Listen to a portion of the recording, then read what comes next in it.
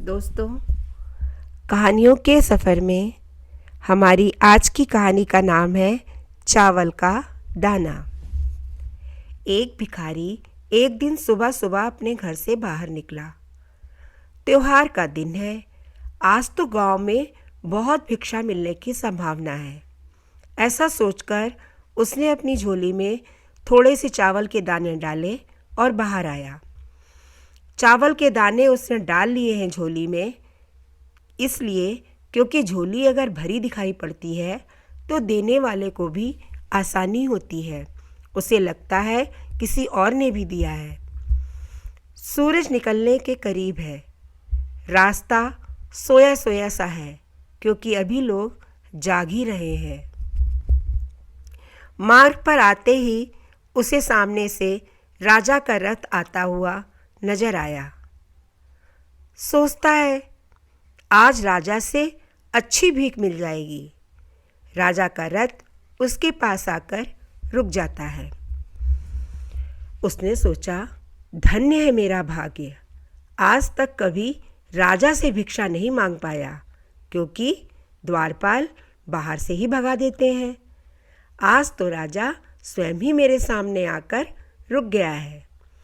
भिखारी अभी ये सोच ही रहा होता है कि अचानक राजा उसके सामने एक याचक की भांति खड़ा हो जाता है और उससे भिक्षा देने की मांग करने लगता है। राजा कहते हैं कि आज देश पर बहुत बड़ा संकट आया हुआ है। ज्योतिषियों ने कहा है इस संकट से उबरने के लिए यदि मैं अपना सब कुछ त्याग कर एक याचक की भांति भिक्षा ग्रहण करके लाऊंगा तभी इसका उपाय संभव है। तुम आज मुझे पहले आदमी मिले हो, इसलिए मैं तुमसे भिक्षा मांग रहा हूँ। यदि तुमने मना कर दिया तो देश का संकट टल नहीं पाएगा, इसलिए तुम मुझे भिक्षा में कुछ भी दे दो। भिखारी तो सारा जीवन मांगता ही आया था, कभी देने के लिए उसका हाथ उठा ही नहीं था। सोच में पड़ गया, अरे आज ये कैसा समय आ गया है, एक भिखारी से भिक्षा मांगी जा रही है और मना भी नहीं कर सकता। बड़ी मुश्किल से उसने एक चावल का दाना निकालकर राजा को दे दिया। राजा वही एक चावल का दाना ले खुश होकर आगे भिक्षा लेने चले गए। सबने उस राजा को बढ़ चढ़कर भिक्षा दी, परंतु भिखारी को चावल का दाना जाने का गम सताता रहा। जैसे तैसे शाम को वो घर आया। भिखारी की पत्नी ने भिखारी की झोली पलटी तो उसे उसमें भीख के अंदर एक सोने का चावल का दाना भी नजर आया।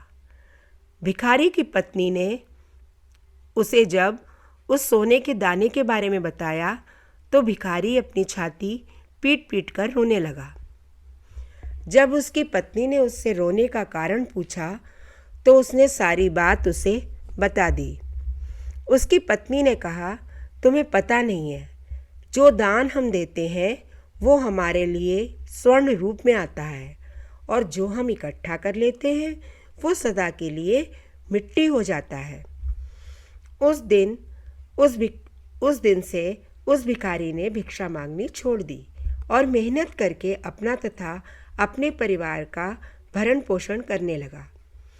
जिसने सदा दूसरों के आगे हाथ फैलाकर भीख मांगी थी, अब खुले हाथों से दान पुण्य करने लगा।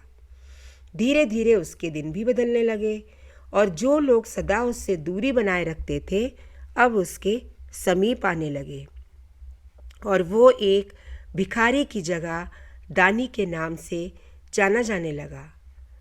तो दोस्तों, इस कहानी से हमें ये शिक्षा मिलती है कि जिस इंसान की प्रवृत्ति देने की होती है उसे कभी किसी चीज़ की कमी नहीं होती और जो हमेशा लेने की ही नीयत रखता है उसका कभी पूरा नहीं पड़ता।